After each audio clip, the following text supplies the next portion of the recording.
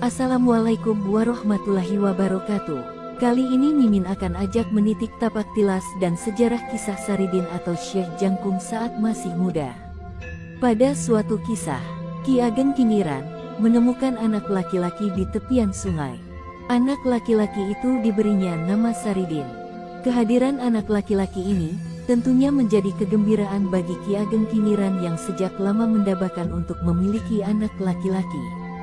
Sebelum menemukan Saridin di tepi sungai, Ki Ageng Kingiran telah memiliki anak perempuan bernama Sumiyem.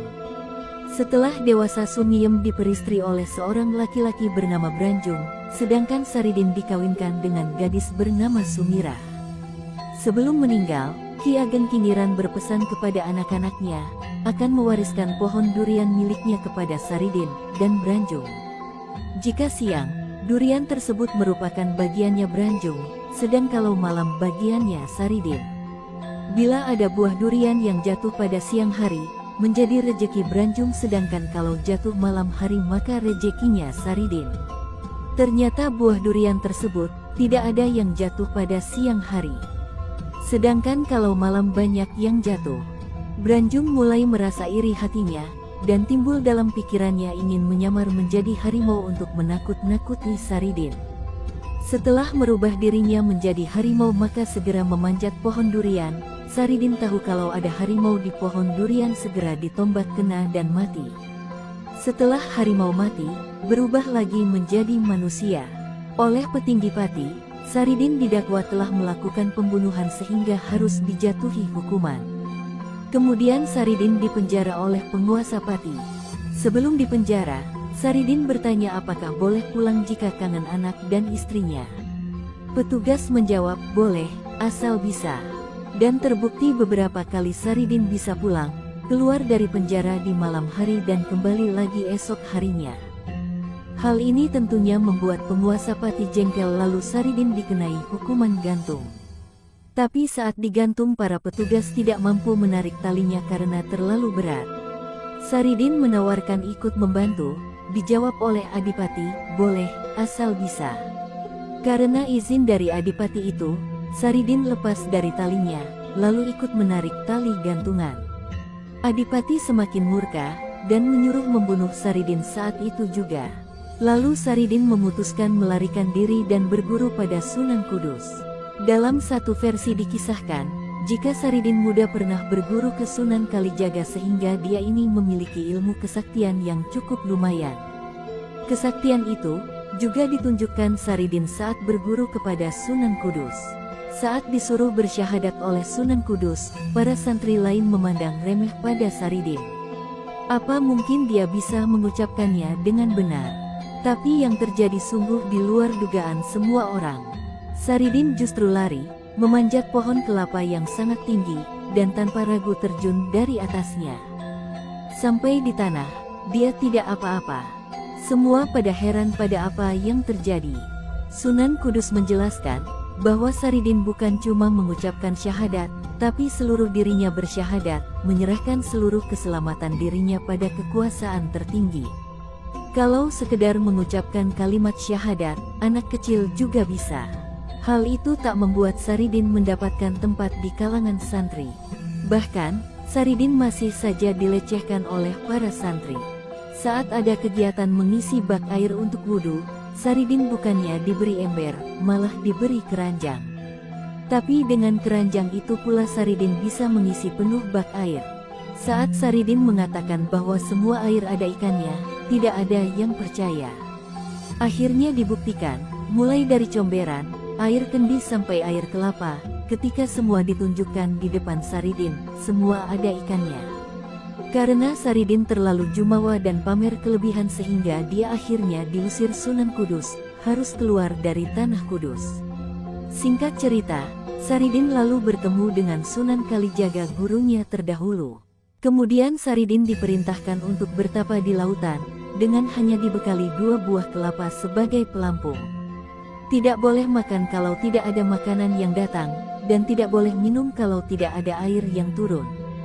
Setelah berhari-hari bertapa di laut dan hanyut terbawa ombak, akhirnya dia terdampar di salah satu kerajaan di Pulau Sumatera yang belum masuk dalam kekuasaan Kerajaan Mataram. Raja tersebut menganggap remeh Sultan Agung. Saridin menyela omongan raja tersebut. Dia merasa terpanggil sebagai seorang yang sama-sama dari tanah Jawa. Dia mengaku sebagai hamba Mataram yang mau menguji kesaktian dengan sang raja. Aku bisa menghitung kekuatan pasukan kerajaan ini, yang Paduka gelar di alun-alun kerajaan, kata Saridin. Ribuan pasukan itu telah siap siaga untuk melawan Sultan Agung Mataram. Ya, coba kalau bisa kamu menghitung ribuan pasukanku dengan tepat, aku akan mengaku kalah sama kamu, Saridin. Lalu Saridin melesat dengan cepat ke atas, berlari dari ujung ke ujung tombak yang mengacung ke langit. Semua dihitung dengan cepat seperti kilat. Dia kemudian berada di hadapan raja dengan menebak jumlah pasukan yang berbaris. Raja itu pun tertunduk, bergetar dan ciut nyalinya menghadapi kesaktian Saridin. Seketika itu raja takluk di hadapan Saridin, namun dia tidak menerima sembah bakti. Saridin menyarankan untuk tunduk kepada Sultan Agung saja, sebab Saridin adalah salah satu hamba dari Mataram. Dengan demikian raja tersebut tunduk takluk kepada Sultan Agung tanpa perlawanan sama sekali. Selain sakti mandraguna, Saridin juga dikenal sebagai ahli berdakwah agama Islam. Beramal ibadah, membantu kaum duafa dan para fakir miskin. Ketenaran Saridin sampai ke wilayah Mataram. Kehebatan Syekh Jangkung akhirnya sampai di telinga Sultan Agung Raja Mataram. Sultan Agung sedang bingung karena warga di Alas Roban mengadu karena saat ini banyak warga yang menderita karena Ki Jati, penguasa Alas Roban sangat kejam dan banyak membunuh warga yang akan membuka ladang di daerah itu. Ki Jati adalah orang yang sangat sakti yang bisa berubah menjadi siluman ular yang sangat ganas. Tidak itu saja, Ki Jati yang menganut aliran sesat, selalu menculik gadis-gadis muda di sekitar Alas Roban untuk dijadikan tumbal agar dia tetap dikdaya dengan ilmu hitamnya. Sultan Agung lalu minta tolong pada Syekh Jangkung untuk menumpasnya. Syekh Jangkung lalu mendatangi Ki Jati. Terjadilah pertarungan hebat antara Syekh Jangkung dengan Ki Jati. Ki Jati kalah dan Syekh Jangkung minta agar Ki Jati berjanji akan meninggalkan Alas Roban. Namun Ki Jati masih menyimpan dendam pada Syekh Jangkung. Atas jasanya menumpas penguasa Alas Roban, Syekh Jangkung mendapat hadiah dari penguasa Mataram, Sultan Agung, untuk mempersunting kakak perempuannya, Retno Jinoli. Saat Syekh Jangkung berbahagia akan melaksanakan pernikahannya, Ki Jati yang masih dendam raganya masuk ke dalam Retno Jinoli. Syekh Jangkung kini harus berhadapan dengan siluman ular Alas Roban yang merasuk ke dalam diri Retno Jinoli. Dengan sungguh-sungguh Syekh Jangkung meruqyah calon istrinya. Istri Syekh Jangkung sembuh dan siluman ular yang masuk ke raga Retno Jinoli keluar. Syekh Jangkung marah hingga akhirnya dapat membunuh Ki Jati. Wanita terah keraton Mataram itu lalu menjadi istri sah Syekh Jangkung dan diboyong ke Miono. Ketika usia Syekh Jangkung mendekati senja, dia memilih hidup sebagai petani dengan membuka perkampungan baru di kawasan Pati, Jawa Tengah. Dalam perjalanan mencari perkampungan sampailah di Desa Lus.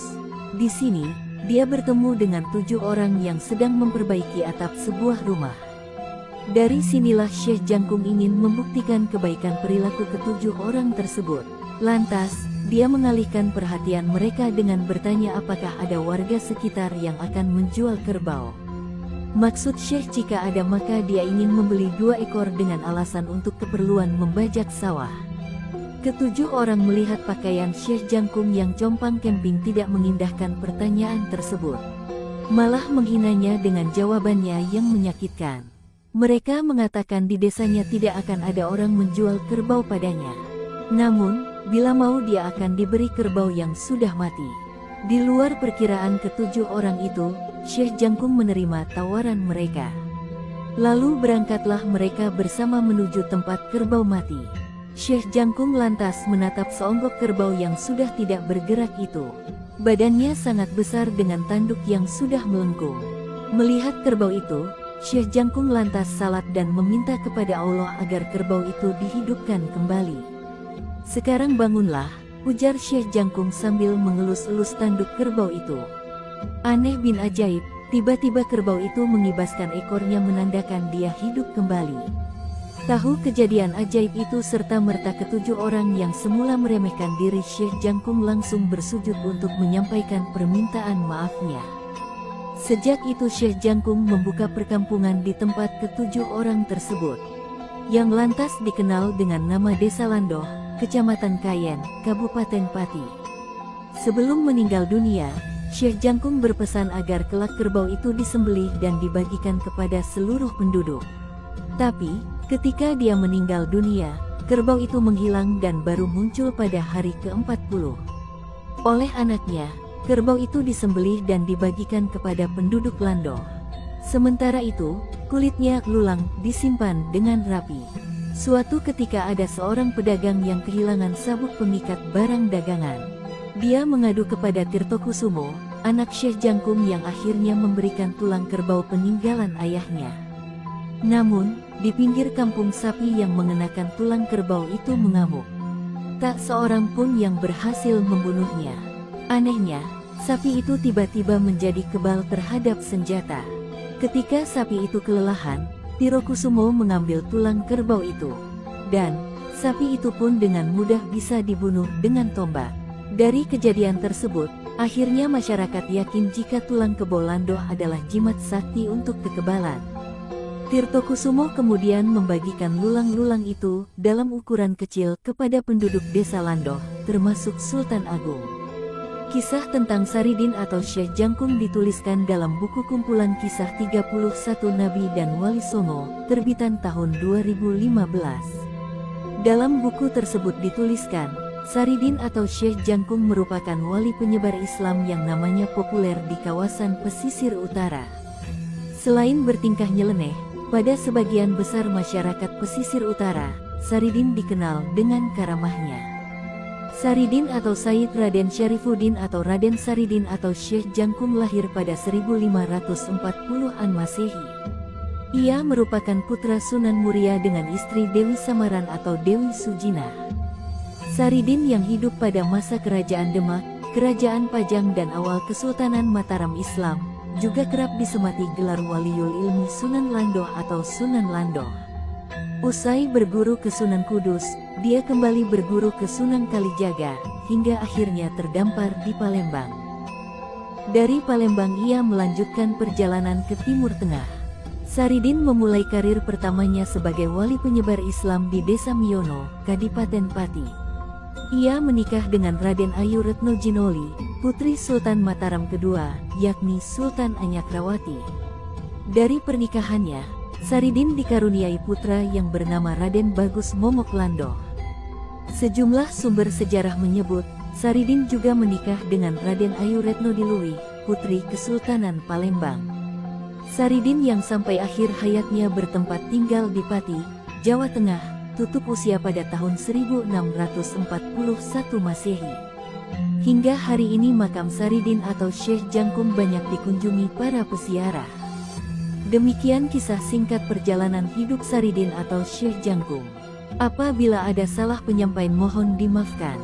Bila ada yang tahu lebih detail silahkan beri penjelasan di komentar. Terima kasih.